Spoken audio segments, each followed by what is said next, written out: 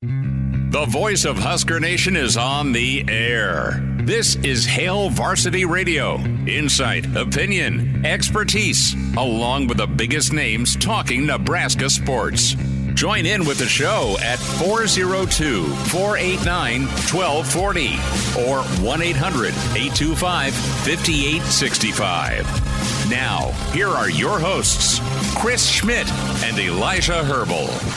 Great to have you in on a Tuesday. It's Hail Varsity. Chris Schmidt, Elijah Herbel, and you. We'll get to plenty of the comments in the stream, the emails, the reactions to the news of the day. Times 3, Pete Thamel, ESPN College Football Insider, breaking it down with the news on Phil Snow, John Butler, and Terry Bradden.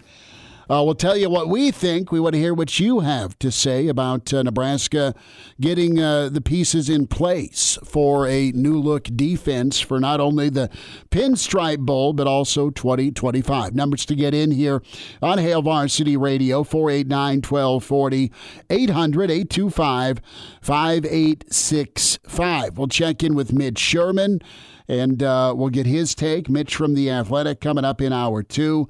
Can email Chris at hailvarsity.com. And plenty to say if you want in the stream, Hail Varsity YouTube, Hail Varsity Radio, Twitter, where you can watch the show at HVarsity Radio. Find Elijah on Twitter at Herbal Essence, at Schmidt_radio for me. And about an hour old, a little maybe more than an hour old, Elijah, with the news coming down. Of course, earlier today, you had the Pinstripe Bowl press conference. Bill O'Brien taking the portal and bowl season merging together to the woodshed. That was quite entertaining. Matt Rhule asked and answered some questions on Dylan Raiola and Emmett Johnson's portal whereabouts. That was the thought today coming in was, and we talked about this on the Average Joe Sports Show podcast over the weekend, the idea that, all right, it's time to make a statement or a suggestion there to make a statement if you're Dylan Raiola, just because of all the rumors swirling around, the rumors to the point where he had a couple of recruiting services right up on the paywall that, you know what, there's teams interested in Dylan Raiola. Dylan Raiola put that to bed, of course, was down in Kansas City for Sunday Night Football with some future Huskers and worked out well. But you had the all-in GBR posting last night. Saw that early this morning. Ran into Sexy Grinch at the gym. And he is a machine when it comes to the bicep work. Definitely not the legs. No, I'm not going to whine because I am gimping around like I have been taped to a bucking bronco as I got back into weight training and whined and screamed last night. So that is to be discussed at another time. We have news to get into, but let's tie together the dots here real fast, Schmitty. Everyone was asking, man, if it's going to be John Butler, why isn't he signed already? Dylan Raiola, late night Instagram post, tying the dots together. Right. Well, right. And to be honest, in portal season, you needed to get it figured out. And I believe Matt Rhule when you can't rush or be in a hurry, but you know when you know. And maybe he knows that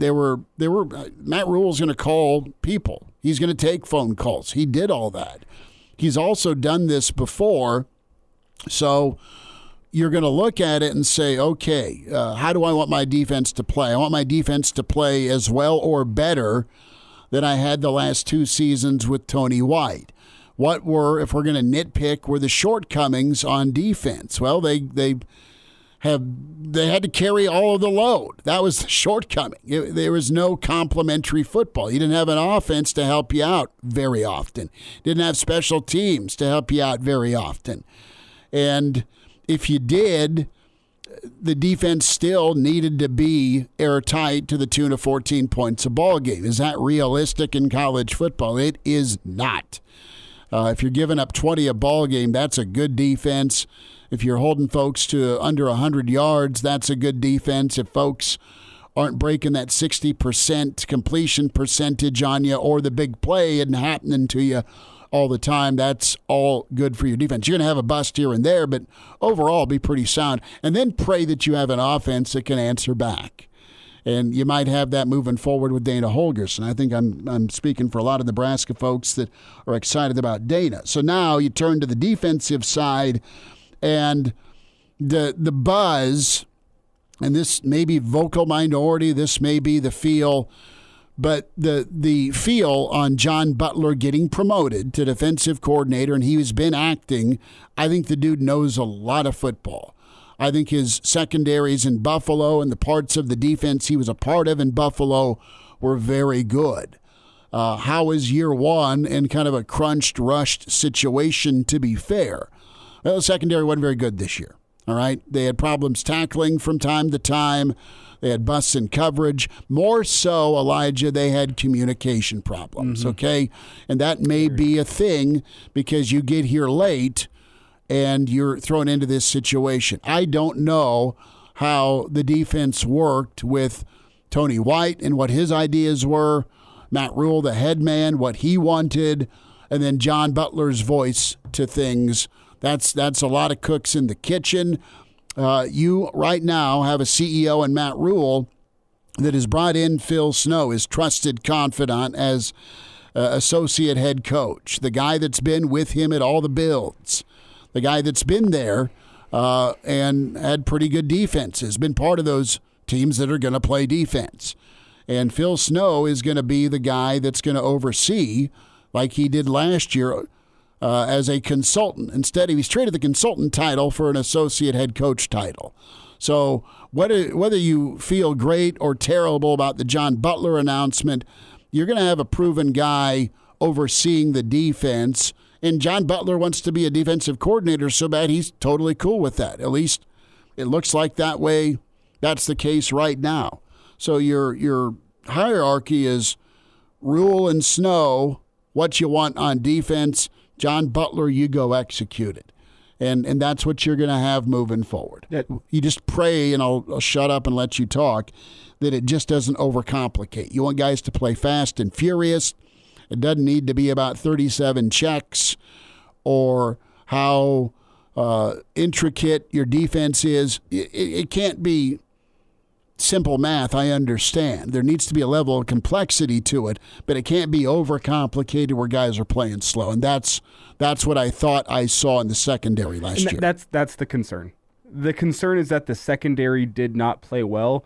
But on the flip side of things, it's something Matt Rhule has mentioned before, and it's something I'll bring up again. Matt Rhule has a history through his entire coaching career of having solid defenses everywhere he's been. And I think that's because, I think it's because Matt Rhule knows defenses. He said that he knows the defensive side of the ball probably a little bit better than the offensive side of the ball. And I don't necessarily think Matt Rhule wanted a Dana Holgorsen-esque hire on the defensive side of the ball. Like, you know what I'm talking about, where offensively Dana Holgorsen is going to be the man in charge of the offense, and I think Matt Rhule is going to be almost completely hands-off with what's going on the offensive side of the ball. I don't necessarily think Matt Rhule wants that on his defensive side of the ball. I think he likes defense. I think he's passionate about defense. I think he's always been involved with the defensive side of the ball wherever he's been, from Temple to Baylor to the Panthers to now. I think he's always had his fingerprints on a defense.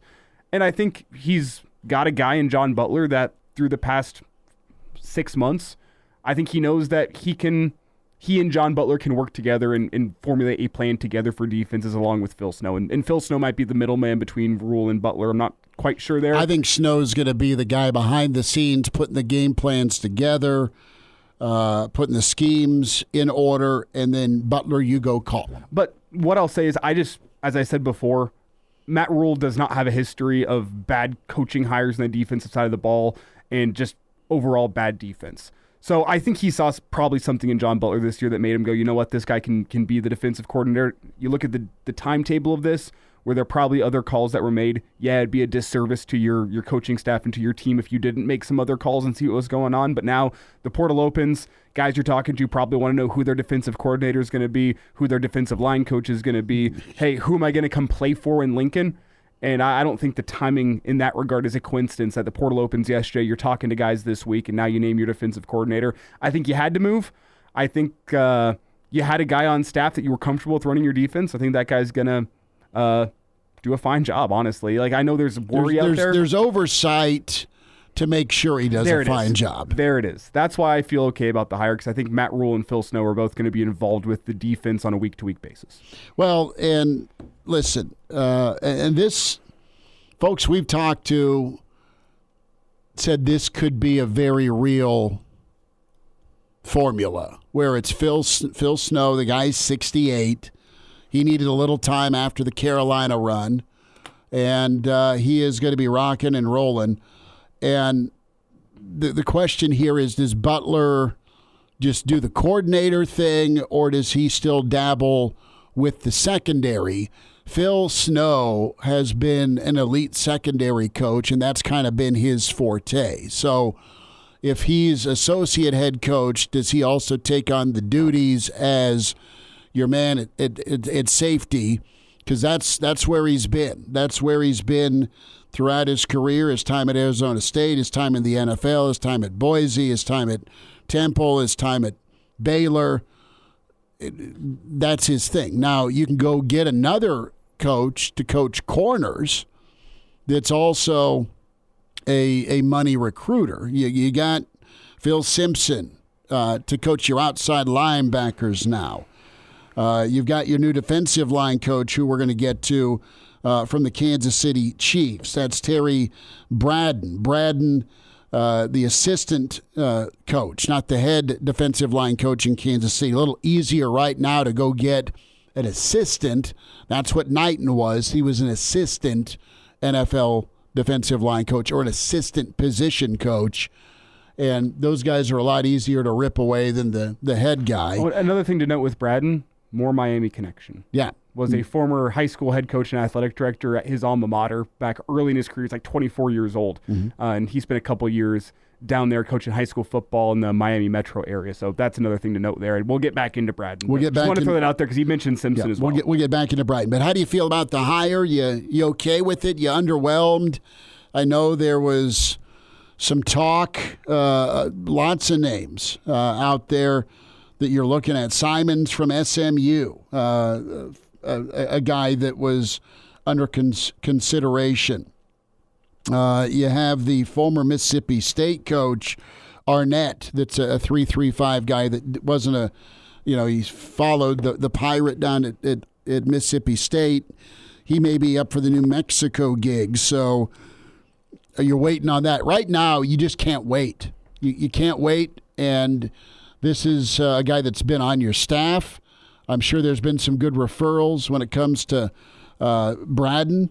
And you know what you get in Phil Snow. And he's a guy you wanted from day one. You took the Nebraska gig, and it wasn't possible then. It's possible now. Let him handle the safeties. Let him oversee the defense, and give Butler the title, because that's what the guys wanted. That's what he wanted in the NFL, was a title. And just make sure the guys play fast, the guys play furious.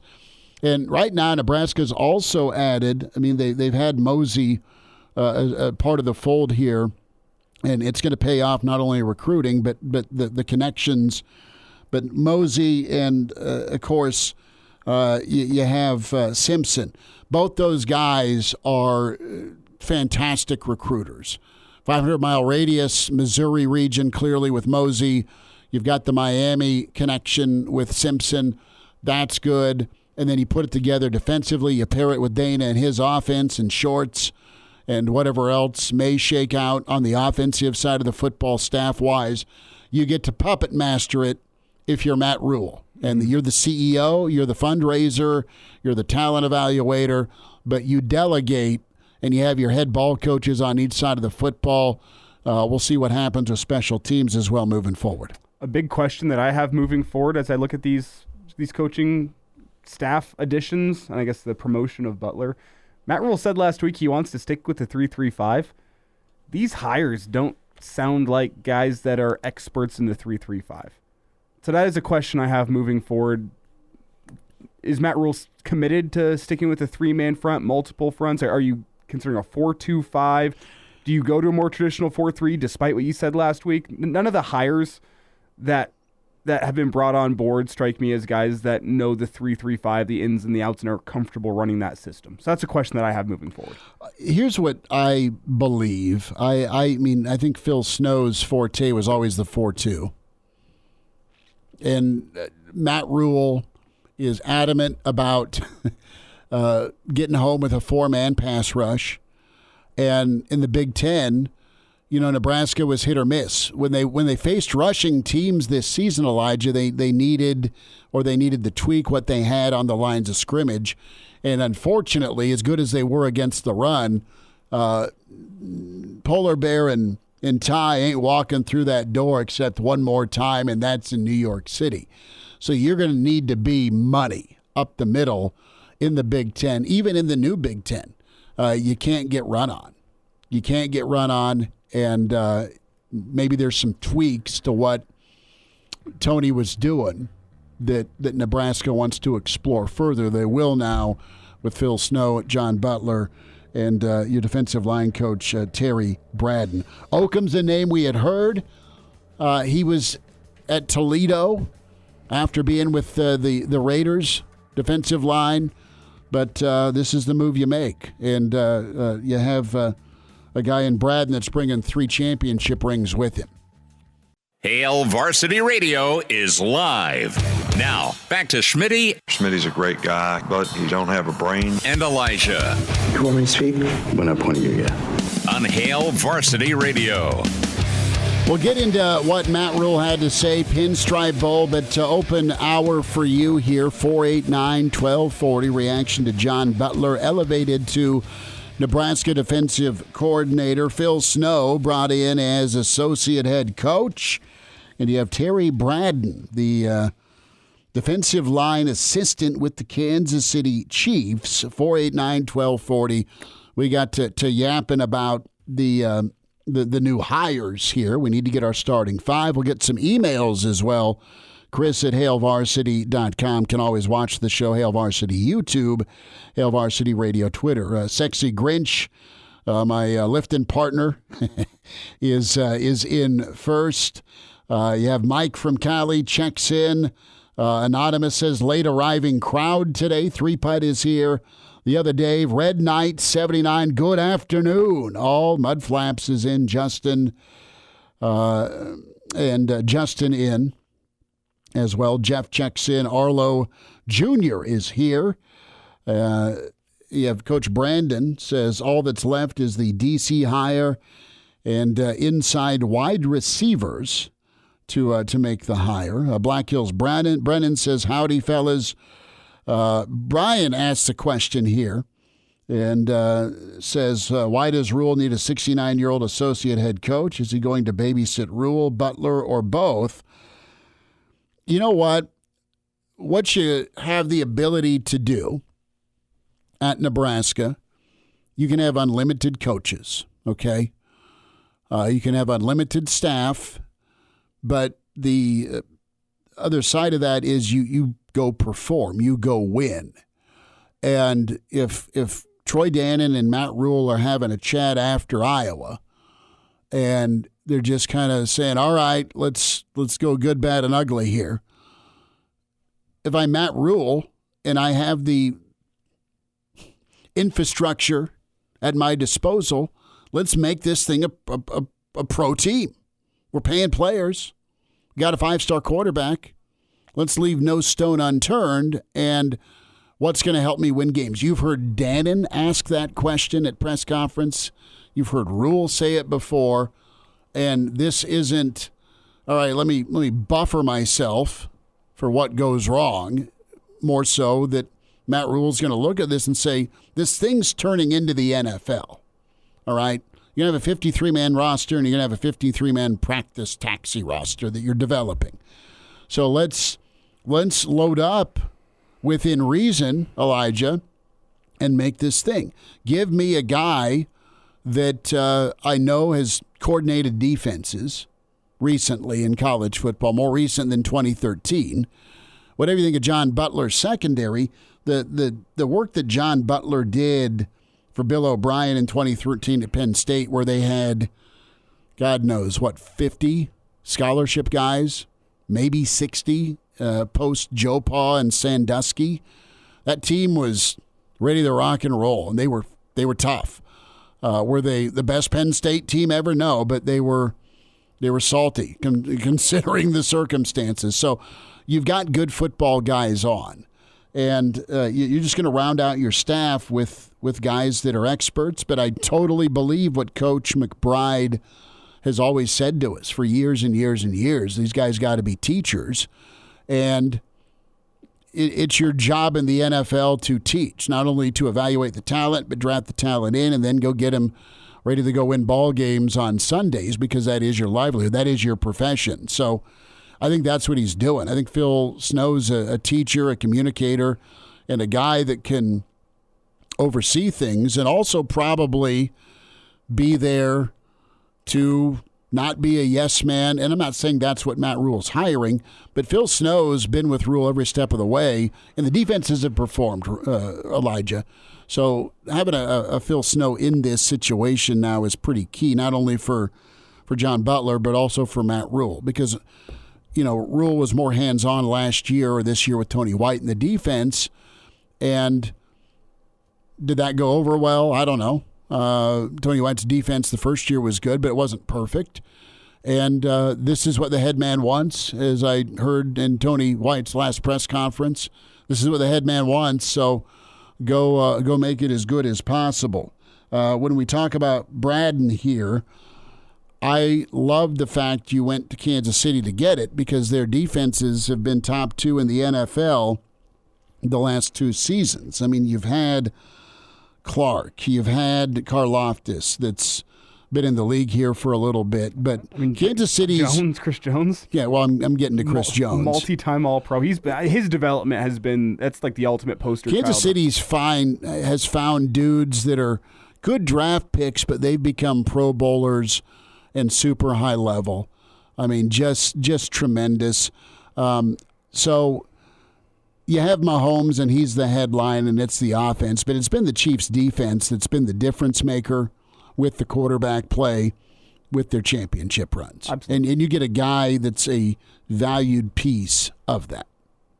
Absolutely. I mean, the Chiefs have kind of followed the game plan of a lot of teams with a quarterback they have to pay a whole bunch of money to, where they say, you know what, would you rather give him weapons offensively, or do we know how great he is to know that he'll, no matter who the weapons are, in a decent offensive line, go put up 24 to 28 points, and we'll trust that our defense can go hold a team below that. I mean, that's kind of been the Chiefs' game plan over the past 3 seasons, and it's worked out pretty well for them. And it all starts up front with their defensive line. And am I a Chiefs fan? No. I think that almost gives me a better perspective. It does, because I'm a Broncos they've been handing it to you for a while. Yeah, and I've got to watch exactly how they have dismantled the AFC West going on 7 seasons now. Is it 8 now?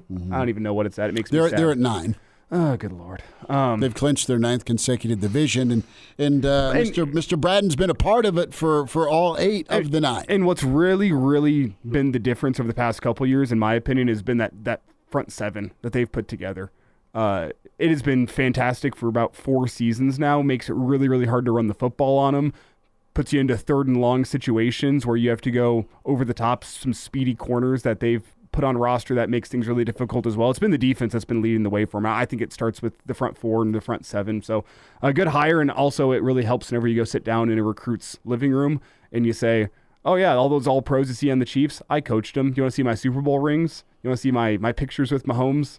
Whatever you want. Like, that's helpful in the recruiting trail, not to mention the fact he has Miami ties, Florida ties as a whole. Another guy you can bring in, that's been an area where Nebraska's gone to frequently under Matt Rhule, is that Miami area and the probably 200-mile radius around Miami. He's got ties down there. He was the youngest high school head coach in Florida, and at the same time, he was also the athletic director for his alma mater as well. So he was the youngest athletic director while also being the youngest head coach in Florida high school football history. So he's got the ties. He's been doing football his entire life. Interestingly enough, he was a quarterback in college, and he started his coaching career as a quarterback's assistant, moved around to special teams, took a couple different jobs before he landed with the Chiefs, and he's kind of cut his teeth on the defensive line side of things with the Chiefs, and it's a great defensive staff to learn some things under. I see it very similarly to the Terrence Knighton situation, not as high level of a playing career as a defensive lineman. He didn't play defensive line, but just in terms of the experience he's been able to get in the NFL and what he can now bring to Nebraska. We'll get to your calls here in a moment. Got an email to read as well. I'll say this. What can Nebraska sell potential recruits, and what can Nebraska sell here and now in the portal era where you're trying to bring in talent? Well, you're 6-6. You have Dylan Raiola on offense. You've got Dana Holgerson on offense. So there's that side of the football, that selling point. And if you're a prospective player, high school or portal coming in, you have that. You have Matt Rhule and his culture, and you have Matt Rhule and the fact that he turns programs around and they win. Well, you also want to sell guys on Sunday, okay? And while you can't point back to year one or year two as on-field wins, but some progress, you can say, well, this dude's worked day in and day out the last 4 years of his 8-year career with some of the best on the NFL defensive line. You're going to win and lose Saturdays based on what you do on the lines of scrimmage. You went to the NFL for Donnie Raiola. He was the assistant offensive line coach with the Bears. So having a little NFL flavor, again, going back to that well from Knighton now to Bradden, isn't a bad thing.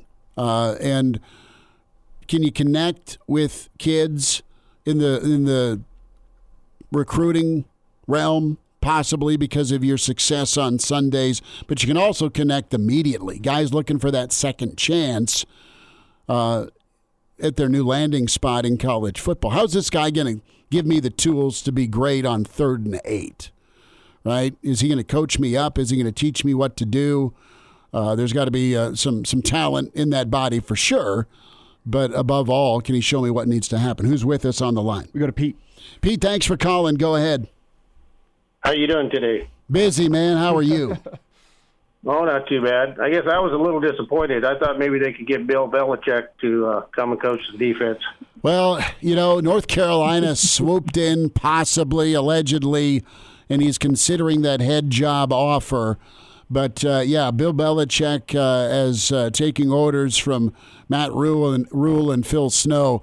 That would have made plenty of sense, right? Yeah, Bill Belichick would have come in with a 200-page manifesto like he apparently has in North Carolina. Read this. This is how you do it. We're switching to a 3-4. On a serious note, I think you have to really kind of watch it.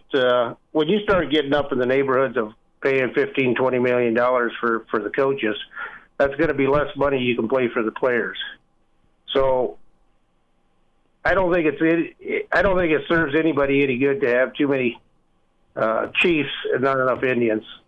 So I think in the future there's going to be a limited amount of money in college football. We don't have a piggy bank just loaded that you can spend any amount you want. I'll say this, Pete. I'm sure it's that's an absolutely fair point, but I think you might have more piggy banks to dip into if you start winning. And to start winning, maybe you bring in more staff and more voices, more coaches. And to add to that, you can't directly from the university piggy bank pay athletes yet. No. That's coming with revenue sharing, but for now, that's still not something you can do. Right. Correct. But at some point, when you get the ticket prices up too high and your television cable station keeps raising their price, I'm just concerned that at some point people are going to go away maybe from watching too much football because it gets too expensive. You start winning again, folks will line up. I think they'll make it work. Pete, thanks for the call. And now, back to Hail Varsity Radio. Big thanks for hanging out. We'll check in with Mitch Sherman next hour. It's Hail Varsity, Chris Schmidt, Elijah Herbel reaction. And it's not kind on social media, nor in the stream here. Hail Varsity YouTube with the John Butler elevation to defensive coordinator. Haven't seen too much positive. Anonymous checks in and says, well, from the reaction here, it appears we're not going to win the off-season national championship this time. Email in Chris at hailvarsity.com. And, we'll see. I have no recourse with what the secondary was like. And I thought, I like Singleton. I like Giff. I like what was coming back, but it wasn't Coop. Wasn't Coop's voice. So you had to change. And you had to change less than a month before you started fall camp. We saw how Holgorsen was operating after a month. He still didn't know guys' names. And I know it's different to coach a position group that you come in preseason, but that's a really, really tough job to step into. Was it good? No, but was John Butler set up for success with the way that whole situation went down? No. Here's what I believe. I believe that your secondary is gotta make plays. Sierra Wright's a bright spot. Okay, secondary's got to make plays, and Tommy Hill before the injury and banishment was fine, up through Colorado. Okay. And then, you're trying to get Bly Hill back at it. You played a freshman that got, welcome. Here's my baptism by fire to the Big Ten. UCLA with Jeremiah Charles. Right. Yeah. So it was rocky. But part of that, too, is, there were some games that Nebraska's defensive line did not get home. They just missed a sack, or they didn't make a sack, or the strip sack happened for Iowa but didn't happen for Nebraska. So the pass rush is uber important to helping your secondary look and play great. And vice versa. You put a coverage sack together, that's an extra count or two or ball pat that the quarterback's got to take and make, and maybe the defensive line gets home. So it was too hit or miss with Nebraska getting pressure, and it was too hit or miss with the secondary being locked down. And that was really, truly exploited by Indiana. Yeah, it was. There was issues this year. And, frankly, Illinois. But if I'm going to, get back to what I said in the first segment, Rhule has a history of everywhere he goes having a solid, if not above average, defense. That's what he has done. His track record has been time after time, year after year. His defense is always solid. There was doubts if we go back a couple years, this Tony White hire is never going to work out, the 3-3-5 in the Big Ten, and now you fast forward 2 years and people are heartbroken that Tony White's off to Florida State. The reaction feels it's different because you had a taste of what John Butler brought to your secondary this year, and it wasn't great. But the reaction kind of feels the same, where I sit back and I go, nothing that Rhule has shown me shows me that there should be doubt in what he is doing on the defensive side of the football. Offensively, okay, that's fair. His offenses haven't always been great, but his defense, just about every single season that he's been a college coach, his defense has led the way for him. My fear is the overcomplication part of this. That's my only fear. It's not that John Butler doesn't know football. It's not that John Butler's not a good football coach. It's not that he's not been successful. You just don't get 8 hours a day, multiple walkthroughs, multiple meetings like you do in the NFL. You had a 20-hour window in college, paid or not. That's the rules. And guys got to be able to get it and play fast. Can you simplify enough if you need to? And some defenses you don't. Just case in point, by the 2009 season, it was old hat for that secondary and that defensive line, that entire defense that Bo and Sue had, right? Those guys were year 2, year 3 into it, and they're off and running, and it was elite. We'll get to the phones here. Who's with us? We got Brian. Brian, thanks for calling. Welcome into Hail Varsity. Hey, Schmitty, how are you today? Good, man. What do you say? Oh, I don't know. I feel this hire is a little underwhelming.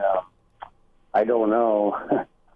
it's definitely not a home run hire, but I guess that remains to be seen. But, I mean, now it seems like everybody's kind of moving the goalpost, saying, well, maybe this guy will be good. Maybe he will be. I hope he is. Just, I think we could have done better. I was hoping for a Jim Leonard or a Let me ask you this, Brian. Could you wait any longer if you're Nebraska and it's portal season and you're trying to keep your team together?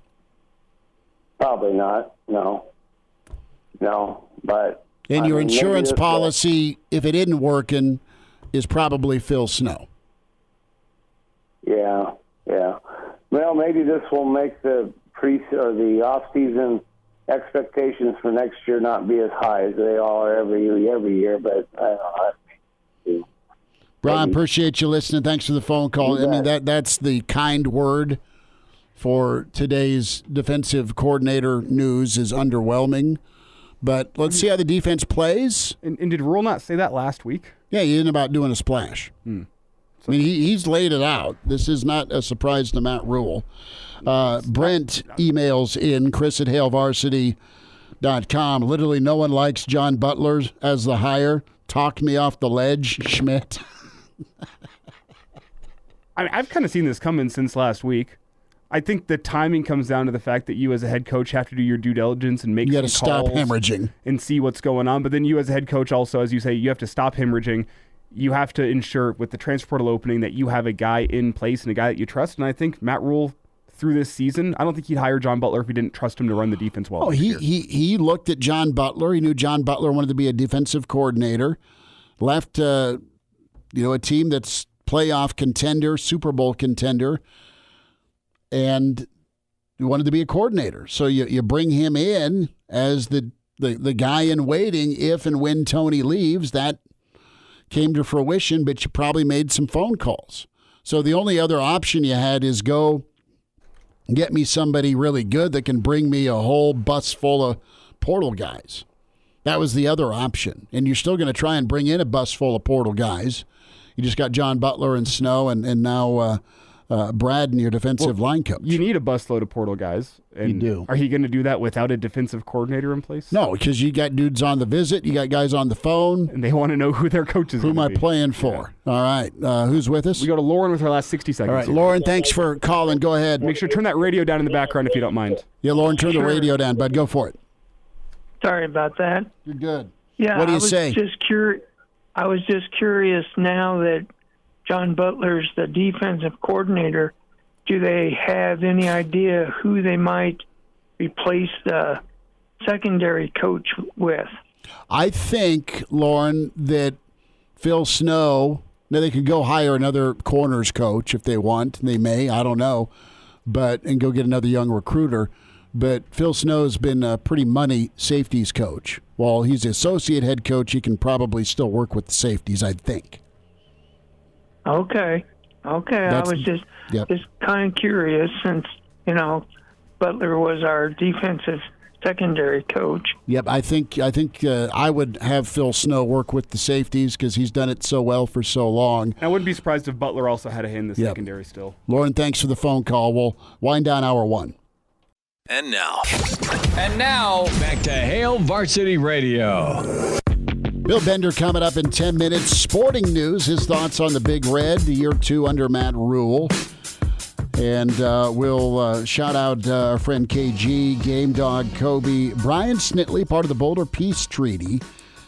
Jay and QB1 Ace also, their thoughts on what's going on. And today's been the news dump of the day. Phil Snow, John Butler, Terry Bradden. Welcome to Nebraska. 489-1240 to sneak in.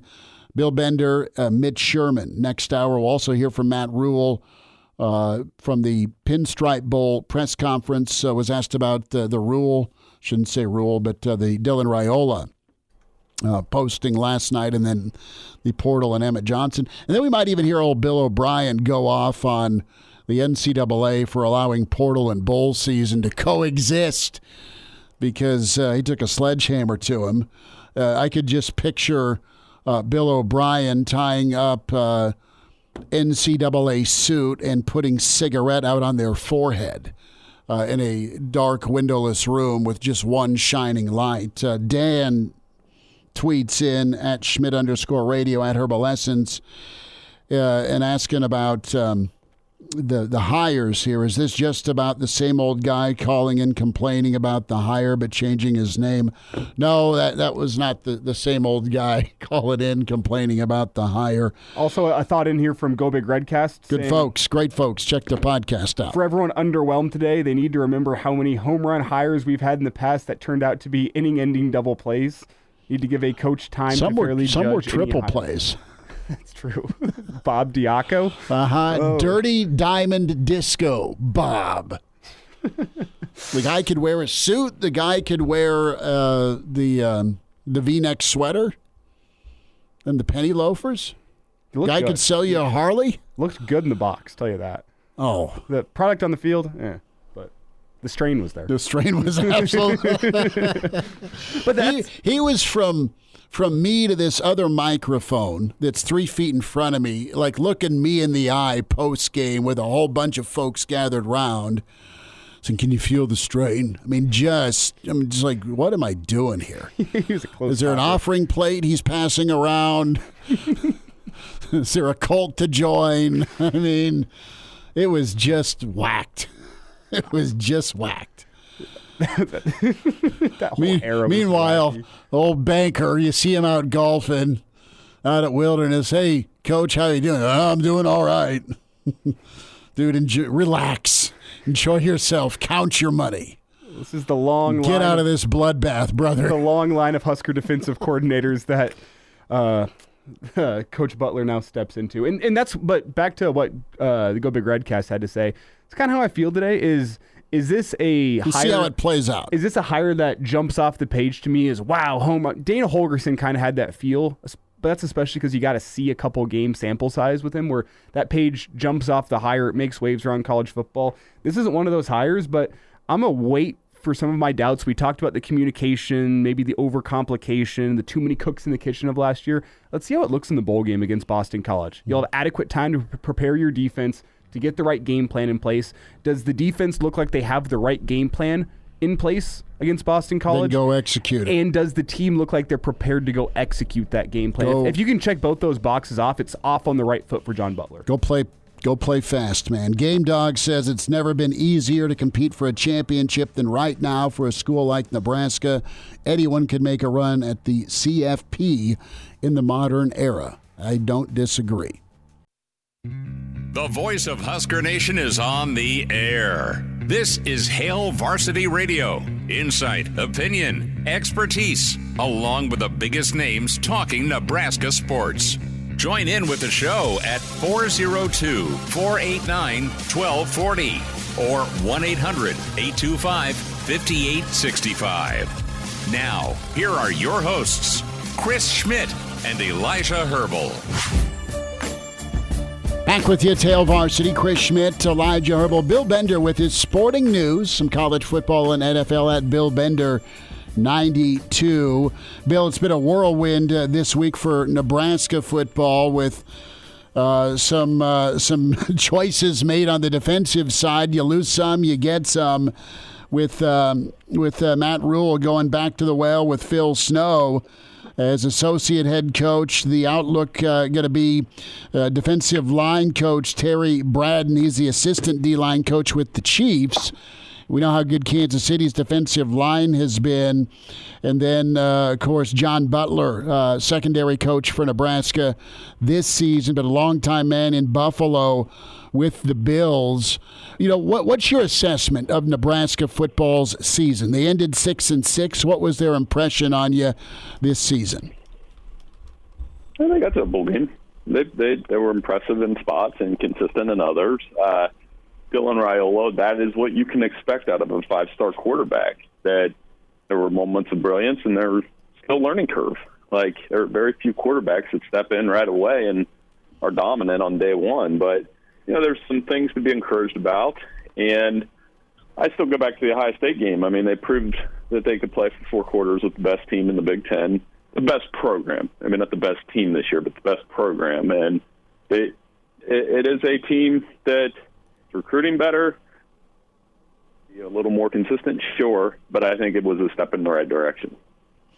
Bill, the way the season started, Nebraska fans elated with the win over Colorado, the near miss against Illinois, but you lost 5 of 6, and you could right the ship before New Year with the Pinstripe Bowl against Boston College to get over 500. At least you're bowling. That is good for Nebraska, but just some maddening ways to lose. But you did beat Wisconsin. The Iowa finish, though, was another horror movie, man, where you're up and you can't hang on.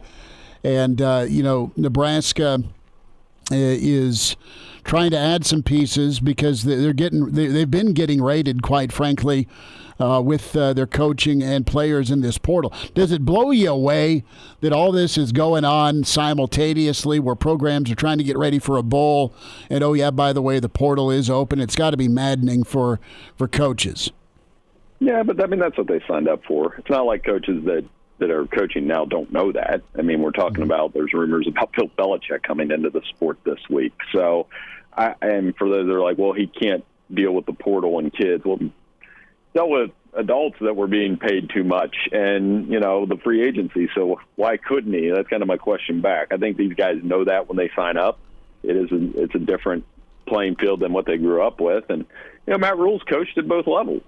So he's a guy that can adjust to that. And, there's coaches that will and coaches that won't. And the coaches that won't, you'll see probably go to the NFL and be a coordinator.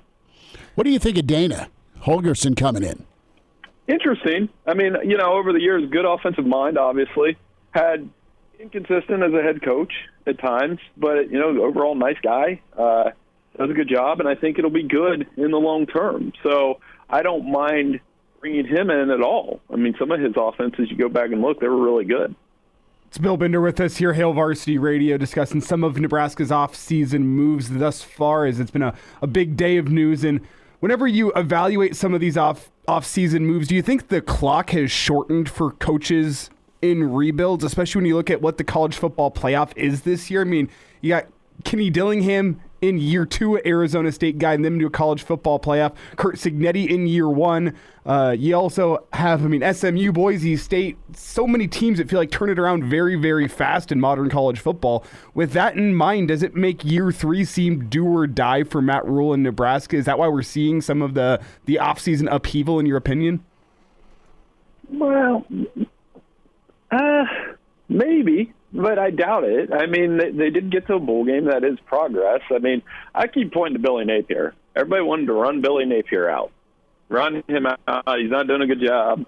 They had one of the most brutal November schedules. It's all we talked about all summer. Will Florida even win a game in November? Well, they went 3-2.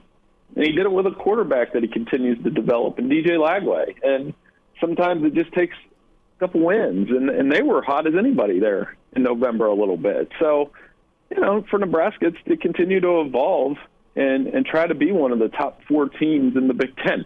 I mean, Indiana did it this year, but Indiana did it in part because of their schedule. They played Ohio State and Michigan, and they took care of business when they played Nebraska, and that was it. So I don't think it's do or die. I think there's obviously some changes, and they want to see some consistency and finish in the back half of the season, but I don't think it would be worthwhile to press reset again. You see how that works. And Florida didn't press reset, and that's going to, I think, benefit that program in the long term. Bill Bender's with us. Bill, let's talk college football playoff and any gripes with how things came out. Do you think Oregon, as the 1 seed, has an easy path to the national title, let's say, compared to maybe what Penn State's got? I know they'll play an extra game, but chance for an Ohio State or a Tennessee matchup for Oregon. Oregon, it's a weird format. They need to seed it properly. I mean, I've gone over this all day, that if we just seed by the rankings, you'd have better first-round matchups. You'd have Oregon or Indiana versus Boise State. We can still do the automatic berth. That's fine. But Oregon went 13-0, and their path to finals, at least on paper, I know they got to play it out, is more difficult than Penn State, who they just beat. That's not right. Why do we do it that way? Why can't we see these teams properly? And if you did, your 4 byes would be what? Georgia, Texas, and Penn State, and then Notre Dame's 5. Isn't that what it should look like? And I think it should. Ohio State would be 6. They would play Arizona State in the first round. That's a better first-round matchup. And the bracket just lays out better when you seed it according to the rankings, even with the automatic berths. I think that's common sense, guys. Well, do you think that if we do away with this current format with your top 4 rated conference champions getting a bye, that eventually conferences would just do away with title games? Do you see that potentially happening if there's no value to winning your conference? I can go back and forth on this one. I think we should do away with them in general. But we got to see some things over the weekend, right? We got to see Georgia and Texas go to overtime again, or overtime. That was fun. We got to see Oregon and Penn State play. I think that was the one of the benefits, right, that we hadn't seen because we have an 18-team Big Ten. And I almost think if I was the Big Ten, this is like a wish list item. As you guys know, I've been around that conference my whole life. I wish they would add 2 more teams and then just make 2 separate Big Tens. And then you play your division. You play three crossover games. You really don't need to play anybody else. And then play a Big Ten championship game that way. I think we could come up with 2 pretty good 10-team conferences. Well, yeah, and now that Bill Belichick's potentially going to North Carolina, give me Bill Belichick in the Big Ten. I don't care where the other school is, but that'd be fun. Yeah, let's just bring North Carolina. That's great. Yeah, North Carolina, you're coming. And Belichick's playing against Matt Rhule in week 3. I'm saying, we had this debate today. You know what? I hope he goes to North Carolina. I don't care if he's good or not. It's going to be entertaining. I drew the comparison. Go back and look when Bill Walsh went to Stanford. 49ers. Like, his first year was awesome, and then it didn't go well after. But, Bill Walsh is one of the best football minds of all time. Why wouldn't you want him to give college a try? And I think, again, we're making assumptions when we say he can't relate to kids. Well, how do you know that? They don't know who he is. How would you not know? He's the greatest NFL coach of all time. I'm sure they know who Bill Belichick is. He can't relate to younger people. He's got a 24-year-old girlfriend. So well, doing all right. That's the hilarious thing on Twitter. Is you telling me this guy can't recruit? That's one. Well, the other one too is, I'll ask you guys. Do you think this is a ruse?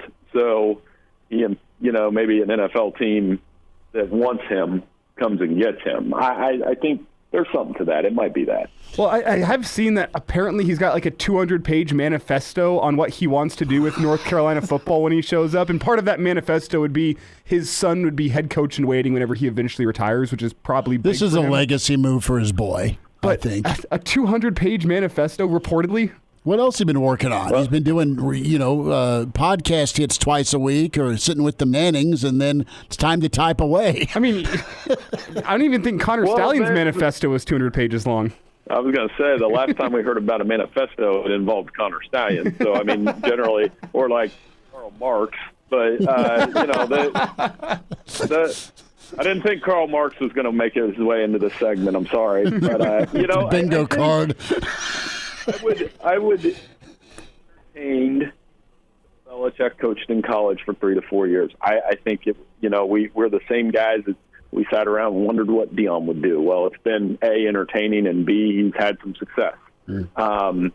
So I'm good with it, and I think you'll find out. It's hit or miss. Urban Meyer didn't have success from college to the NFL. It takes a certain kind of coach. There's no doubt. Nick Saban struggled a little bit in the NFL. I would argue some of that was he didn't get Breeze. If he would have had Drew Brees, he would have been Miami Dolphins coach for a decade. And then you got guys like Jimmy Johnson, Pete Carroll, Jim Harbaugh, that those 3 in particular showed that they could do it at both levels. Barry Switzer as well. Well, the new normal in college football is going to be get your recruiter, your face, your handshaker, money raiser, and organizer, your planner as your coach. Let him go hire head coaches a la the Chip Kellys and Dana Holgersons of the world that love coaching ball and doing film, but That's what they really like. They don't like all the other peripheral stuff. And go get your head coaches on each side of the football. Let them do their thing. You oversee it.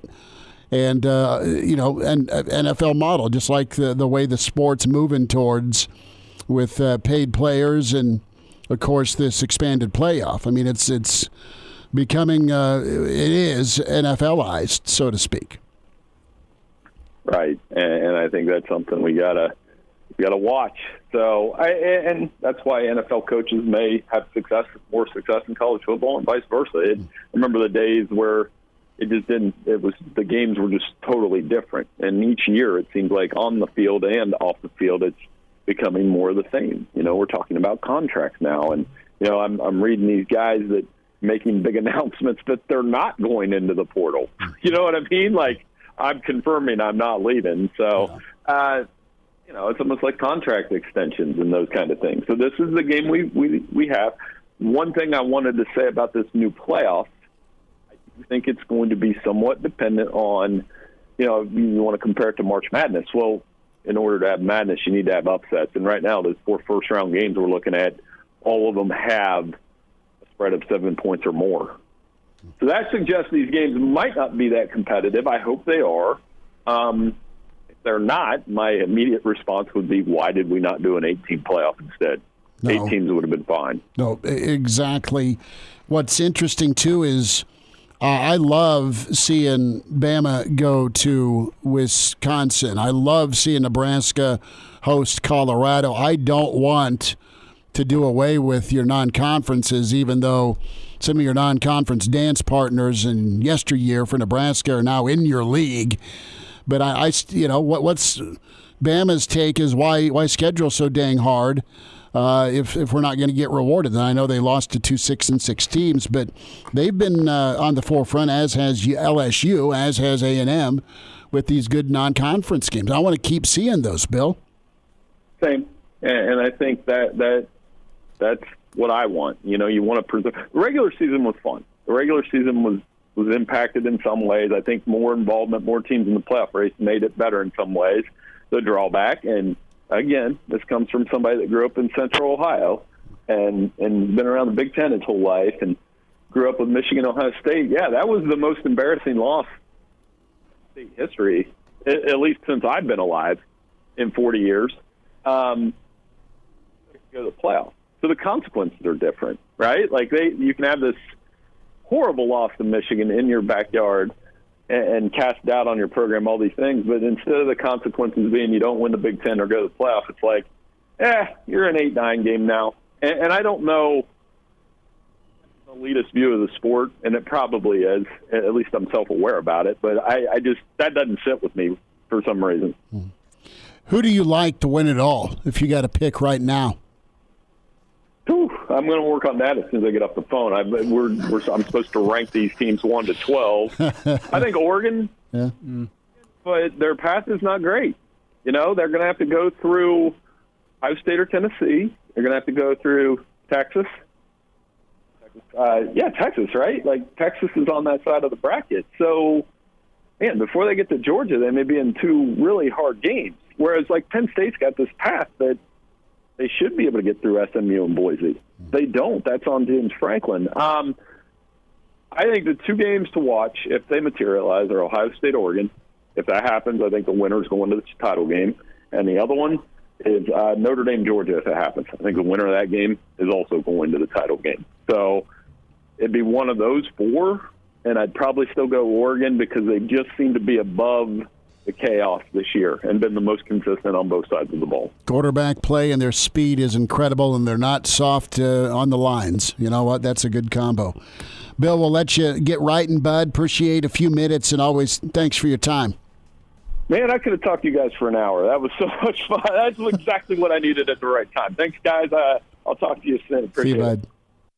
It's that time. Psst. Hey, Mitch. Mitchie, we're looking for you, pal. Mitch Sherman from The Athletic, talking Big Red. Unleash the fury, Mitch. Unleash the fury! On Hail Varsity Radio. Back into it, it's Hail Varsity. Chris Schmidt, Elijah Herbel. We say hi to Mitch Sherman with The Athletic. at Mitch Sherman on Twitter and his Locked On Nebraska pod. Mitch, did you unleash the fury on a computer today? The timing was actually okay for all this happening. I had a story that went up late morning on Nebraska's transfer portal needs, and then lo and behold, 3:30 in the afternoon or 3 o'clock in the afternoon, here comes news of coaching hires. So it wasn't like I had to just restart my day. It wasn't like Chris and Elijah, I had a 20-minute conversation with somebody and then that never saw the light of day.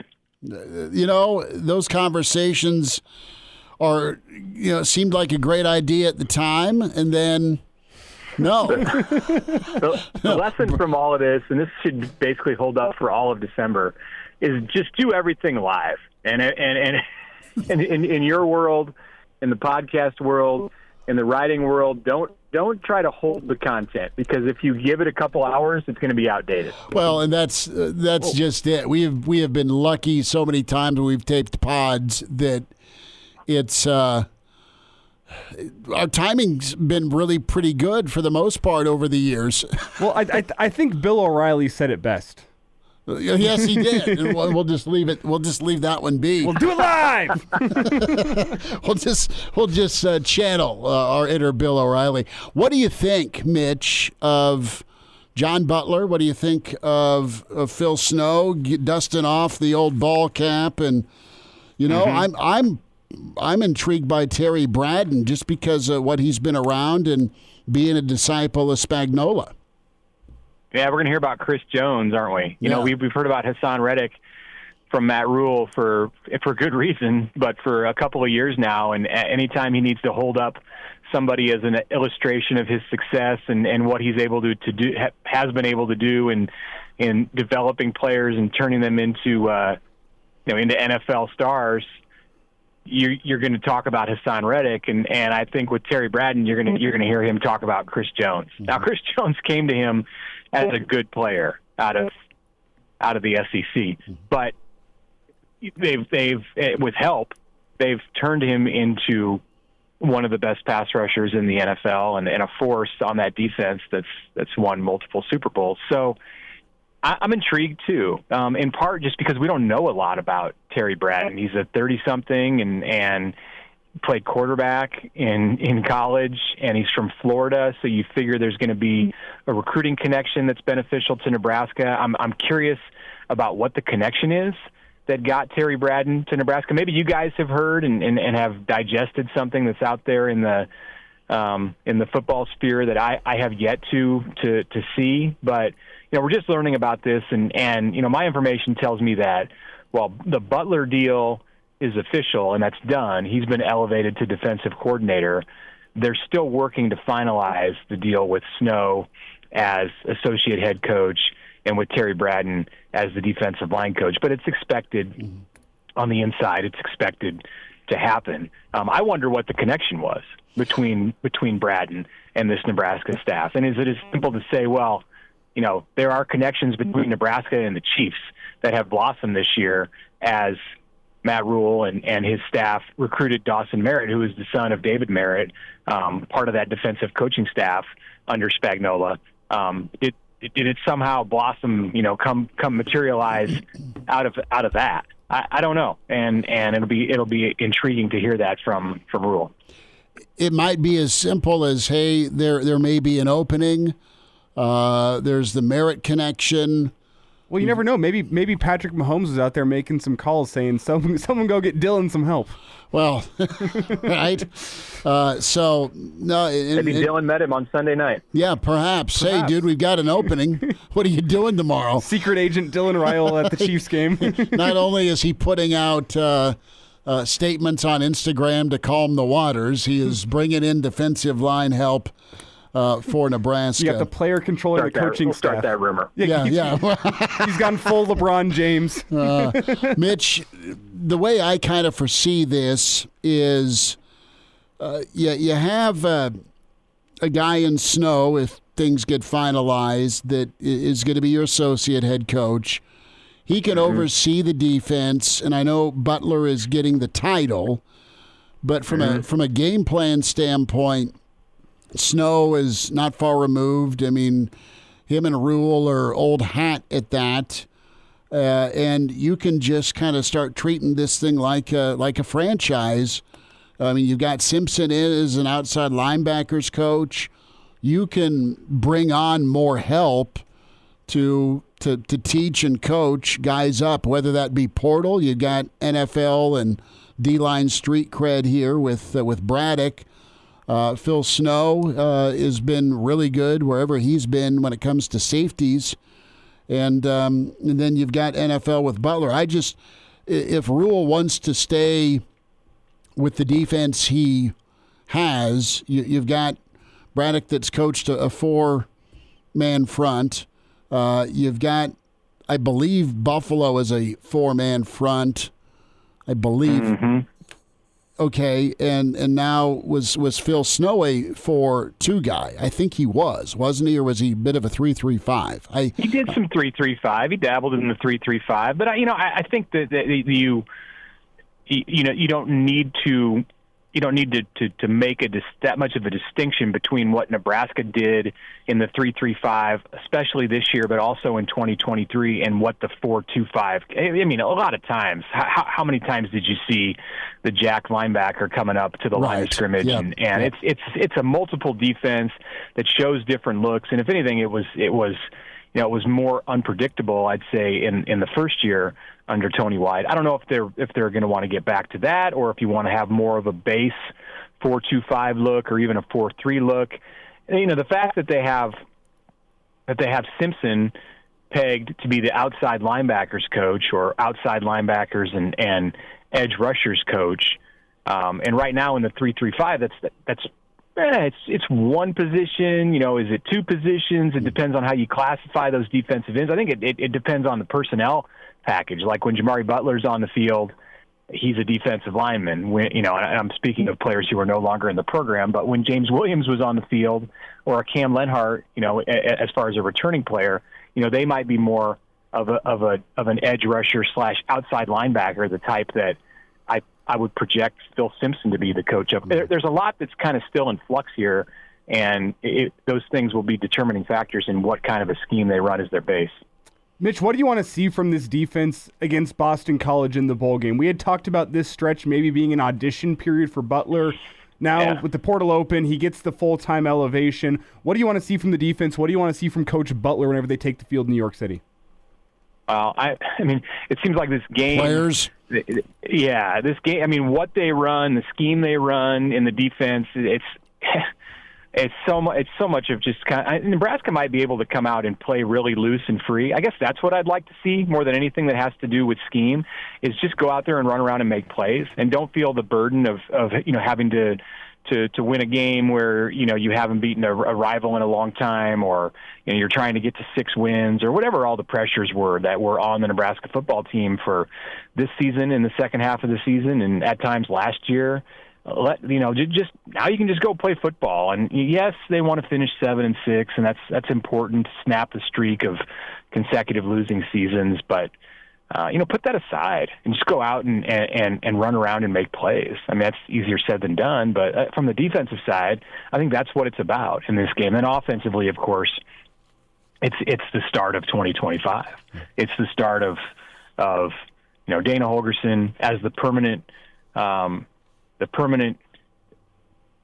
coordinator at the top of this offense, and with more time than a hurried up 3 days or 7 days or 10 days that he had to prepare Nebraska to get ready for its last 3 in the Big Ten, and now it's you had a few weeks. You should feel comfortable, and the players around him who he's coaching should feel comfortable. So offense is one thing. I think that's more about scheme. Defense is go out there and fly around and play hard. Mitch, I want to go back to Braddock for a second, and just his name, his association. What can that do for Nebraska when it comes to portal acquisitions? We know how difficult D-line and O-line can be. In this instance, the defensive line. Is this just a nice ace Nebraska may have here this portal season? Well, maybe, I don't know. We'll find out. We'll find out, what kind of a reputation he has, or, how quickly he can be somebody who develops relationships. And with the portal, it isn't as much about relationships as it is about like transactions and I mean, literal transactions. But yeah, you want to come in as a visitor from the portal and hit it off with your position coach, with your coordinator. And I think he brings probably some street cred as somebody who's coached Chris Jones and somebody who's been a part of that Kansas City Chiefs franchise that's going to look pretty nice and sound pretty nice to a player out of the portal. That's where they want to get. That's where all those guys, all those guys are more focused on getting to that level than what you may see from your average recruit in high school. There's a different mindset entirely from players out of the portal than there is from high school recruits in most cases. So yeah, I think he can be potentially an asset in that area, but so can Phil Simpson. So can Phil Snow, who's coached in the NFL. We don't know how this is all going to shake out and what roles these coaches are going to play, what their strengths are going to be in recruiting and not in recruiting. Some of them are not really going to do any recruiting off campus. I wouldn't imagine that Phil Snow is going to be a guy who goes off campus. I wouldn't imagine that Dana Holgerson is going to be a guy that goes off campus. You can have as many coaches as you want on staff, but only 10 can go off campus. And we know that a couple of those are Jamar Mosey and Keith Williams, who aren't necessarily a full-time position coaches, whatever that full-time even means. They're full-time employees, I'll tell you that. But it's just a different world that we're in right now, and a lot of that is going to play out this month as visitors come in and see Nebraska out of the portal. Mitch, maybe too soon to ask, but does Nebraska, about 30 seconds, do they go get a corners coach? Does Snow and Butler still handle the back end? What do you think? Well, both of their background is in the secondary. And I think just the dynamic between the two of them is really interesting to begin with. And I imagine that like part of this, I wouldn't call it a delay, but part of this time that it took to get this thing ironed out. I mean, Rhule knew a week ago, as soon as Tony White was gone, Rhule knew that Butler was going to be his interim DC. And perhaps he wanted to work it out right at that time for Butler to be the permanent guy. It wasn't like there were any names of outside defensive coordinator candidates that really took hold and got great traction. It was always kind of like, well, Butler is a leading candidate, and then here's some options of people who might be good at the job. But there was never one that just seemed to really stick. And I know Rhule had conversations with people, but part of that might have just been in case they weren't going to be able to work it out with Butler and Snow, because it's not the easiest thing to do in the world. Say, okay, here, John, you're the defensive coordinator, but we're going to bring in this guy who has been Rhule's defensive coordinator at 3 different stops, and what he knows is coordinating and directing a defense. So I think Butler had to feel good about the relationship that the two of them can have and being able to work together. They have to be on the same page, and they might be working together in tandem to coach the secondary. I don't know. There's room. Obviously, you can hire a corners coach, you could hire a safeties coach, or you could just have Snow and Butler, with all of their experience in the secondary, run the defense and run the secondary. Mitch, we'll check it again soon. Appreciate you greatly, bud. Okay, take care. Thanks, guys. And now, back to Hail Varsity Radio. Back with you, it's Hail Varsity. Chris Schmidt, Elijah Herbel. Can find us, Hail Varsity YouTube channel, Hail Varsity Radio, Twitter. A lot of news today. And good stuff from Mitch Sherman. Loved that from Mitch. Appreciate him. Good stuff from Bill Bender. Sporting news, and it's been all about reaction here. Immediate, instant reaction. John Butler, things as Mitch just reported, getting finalized with Phil Snow. And then the most excitement today, Elijah, has been the addition or the attempted addition of Terry Bradden as the defense. Bradden. That's an N. Bradden as my own. You've seen me write. Oh, yeah, it's impossible. Yeah, it is. No offense. Even for me. No offense. My handwriting's Doctors think my handwriting sucks.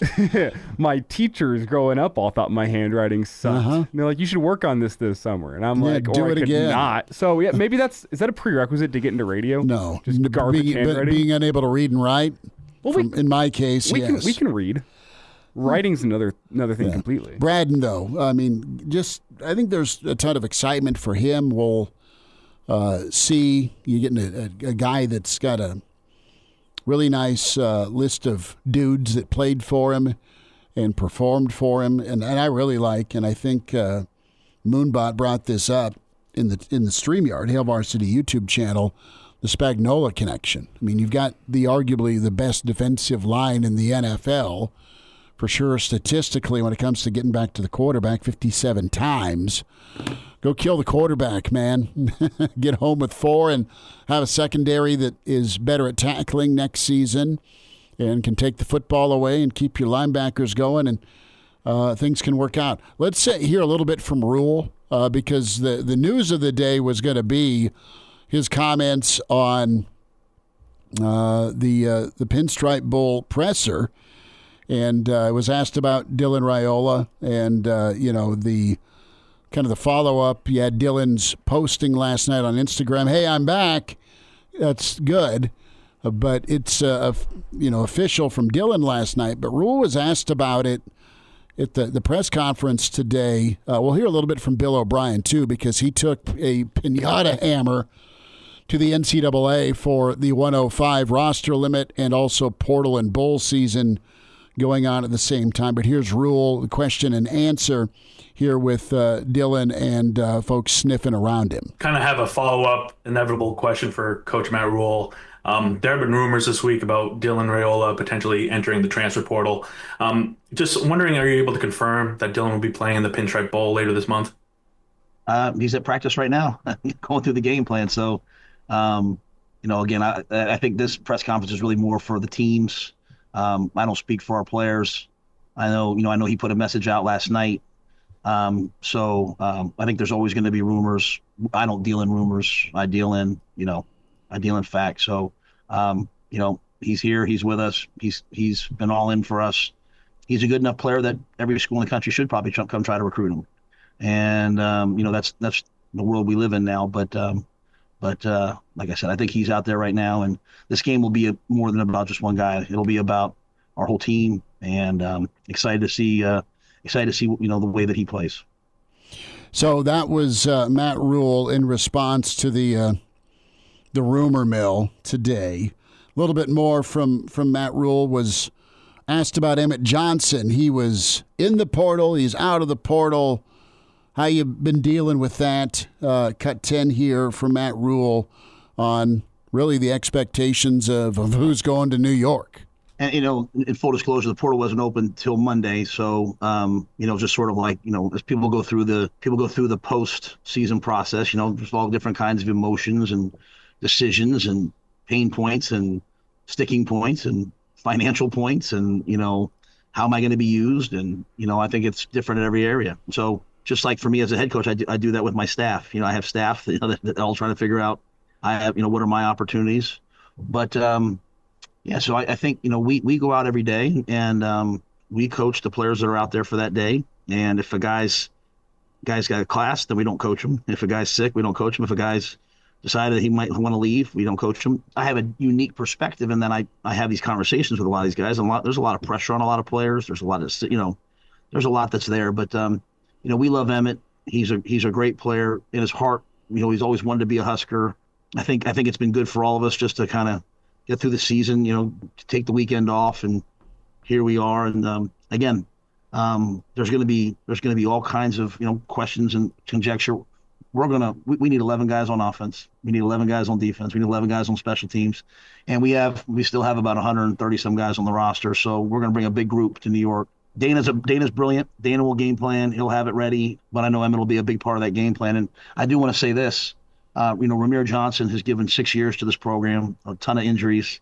I think one of the things that we're all excited about is, he's obviously, grew up in Harlem, I think we're all excited to watch, send him off at home.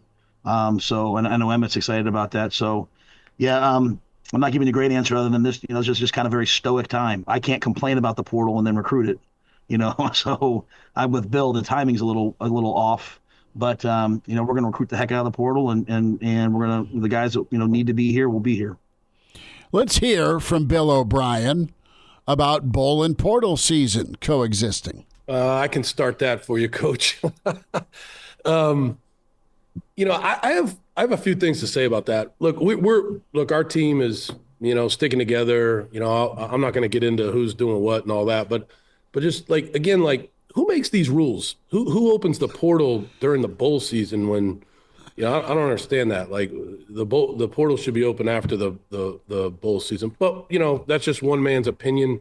Look, for us at Boston College, we're trying to build a program where, you really want to be here. You're coming to Boston College to play for a coaching staff that, can develop you, and you can get an unbelievable education at a place that really does an unbelievable job of giving back to the community. So, it's a unique place. We got hired in February. We haven't even been here a full year.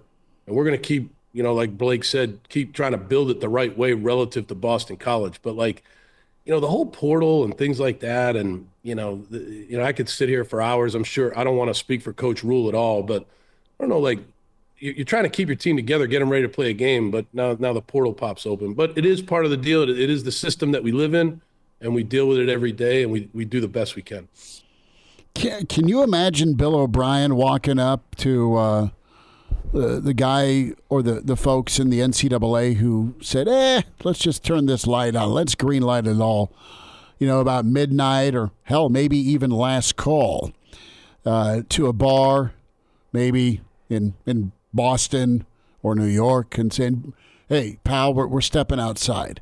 Bill O'Brien's a tough dude. He's a guy that I liked in college. I know he didn't always kill it in the NFL, but he's a hard ass, and I really like Bill O'Brien.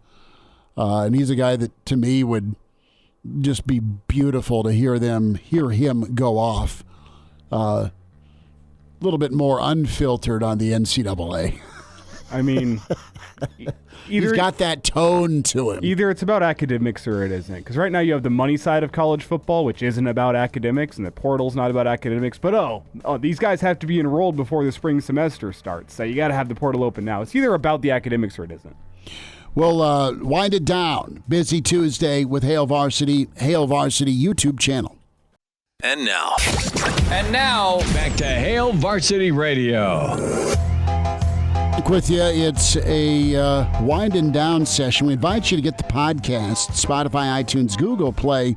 Search Hail Varsity Radio for us and like and subscribe. Give us a rating, good, bad, or ugly feedback. We appreciate it. And can catch the video, Spotify, iTunes, Google Play for the audio. Of course, YouTube, where Elijah gets us posted up every day. And, of course, Saturday mornings, the weekend edition, Very Real. And we're pretty fired up, man. Going to be at Ameristar Council Bluffs Casino the Friday. That's the 27th of December. Live Hail Varsity show from 4 to 6. Get that rocking and rolling, and then we'll get you right up to kickoff for the Pinstripe Bowl on the 28th, Saturday at 11 a.m. So that's pretty cool. And all sorts of news today with Nebraska's defensive staff being rounded out. Reminder to buckle up, use your seatbelt. It saves lives, it prevents injuries. Only if properly worn, make it click. This message from the NDOT Highway Safety Office. Crew is asking if I'm going to the gym tonight. I am dressed for the gym. I have audibled. I'm going to go get some blackened chicken breast and eat. So you're not. I am not. I can't.